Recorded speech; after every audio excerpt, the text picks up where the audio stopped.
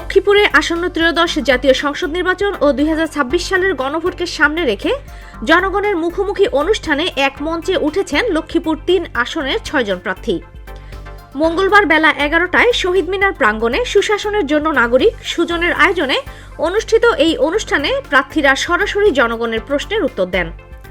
সুজন লক্ষ্মীপুর জেলা শাখার সভাপতি কামাল হোসেনের সভাপতিত্বে আয়োজিত এই মুখোমুখি অনুষ্ঠানে প্রতিটি প্রার্থী জনগণের পক্ষ থেকে আসা 3টি করে প্রশ্নের জবাব দেন। বিএনপির প্রার্থী শহীদউদ্দিন চৌধুরী অ্যানি বলেন, বিএনপি উন্নয়নে বিশ্বাসী। শিক্ষা ব্যবস্থায় উন্নয়ন, ফ্যামিলি কার্ড চালু এবং সার্বিক উন্নয়নের জন্য তিনি ধানের শীষে ভোট চান। পাশাপাশি সন্ত্রাস ও মাদকমুক্ত লক্ষ্মীপুর গড়তে সর্বোচ্চ ত্যাগ স্বীকারের অঙ্গীকার করেন তিনি। জামায়াতে ইসলামীর প্রার্থী ডক্টর মোহাম্মদ রেজাউল করিম বলেন, বেকারত্ব দূরীকরণ এবং চাঁদাবাজ ও সন্ত্রাসমুক্ত লক্ষ্মীপুর গড়তে তিনি দাঁড়িপাল্লায় ভোট চান। ইসলামী আন্দোলন বাংলাদেশের প্রার্থী মোহাম্মদ ইব্রাহিম বলেন, ইসলামী সমাজ ব্যবস্থা প্রতিষ্ঠা এবং দুর্নীতিমুক্ত সুন্দর সমাজ গড়তে হাত পাখায় ভোট দেওয়ার আহ্বান জানান তিনি।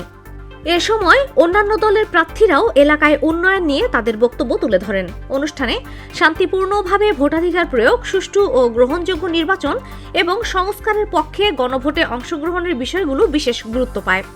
এ সময় বিভিন্ন রাজনৈতিক দলের নেতাকর্মী এবং স্থানীয় নানা শ্রেণী পেশার মানুষ উপস্থিত ছিলেন।